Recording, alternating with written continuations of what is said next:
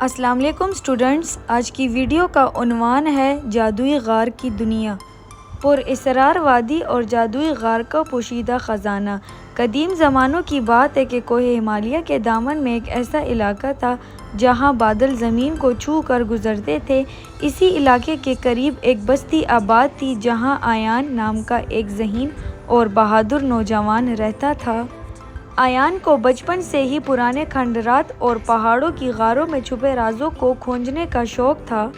ایک رات جب پورا گاؤں گہری نیند سو رہا تھا، ایان نے ایک عجیب خواب دیکھا۔ اس نے دیکھا کہ پہاڑ کی سب سے اونچی چوٹی کے پیچھے ایک غار سے سنہری روشنی نکل رہی ہے اور کوئی اسے پکار رہا ہے۔ صبح ہوتے ہی ایان نے اپنا سامان باندھا اور اس سفر پر نکل پڑا جس کے بارے میں بزرگ کہتے تھے کہ وہاں سے آج تک کوئی واپس نہیں آیا۔ پہلا پڑاؤ خاموشی کی کھائی۔ 3 دن کی مسلسل مسافت کے بعد ایان ایک ایسی کھائی پر پہنچا جہاں پرندوں کے پر مارنے کی آواز بھی سنائی نہیں دیتی تھی۔ نقشے اور اپنے خواب کی رہنمائی میں وہ ایک تنگ سے راستے سے گزر کر اس غار کے دہانے پر پہنچ گیا جہاں کا ذکر قصوں میں ہوتا تھا۔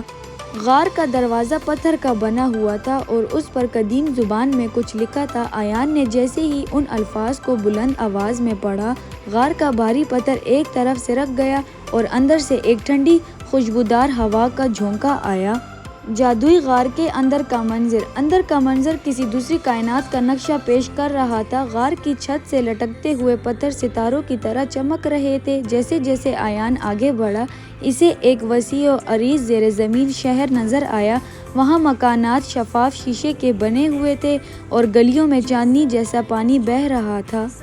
اچانک ایان کے سامنے ایک نورانی صورت بزرگ نمودار ہوئے۔ ان کے ہاتھ میں ایک لکڑی تھی جس کے سرے پر ایک نیلا یاقوت چمک رہا تھا۔ انہوں نے کہا، اے نوجوانوں، تم یہاں خزانے کی تلاش میں آئے ہو یا سچائی کی؟ یاد رکھنا، یہاں کا سونا صرف مٹی ہے لیکن یہاں کا علم لافانی ہے۔ 3 امتحانات۔ بزرگ نے ایان کو آگے بڑھنے کے لیے 3 امتحانات دیے۔ لالچ کا امتحان۔ ایان کو ایک ایسے کمرے سے گزارا گیا جہاں زمین سے لے کر چھت تک ہیرے جواہرات بھرے تھے۔ ایان نے ایک پتھر کو بھی ہاتھ نہیں لگایا اور سیدھا آگے نکل گیا۔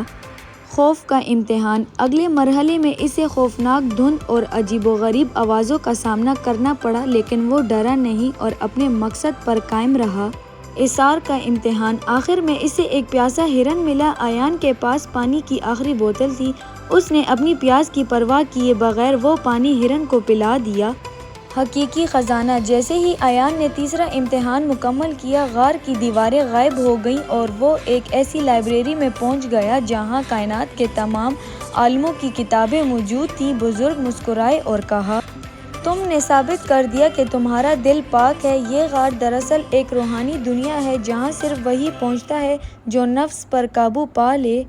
بزرگ نے اسے ایک قدیم کتاب تحفے میں دی جس میں جڑی بوٹیوں سے علاج اور انسانیت کی بھلائی کے طریقے لکھے تھے۔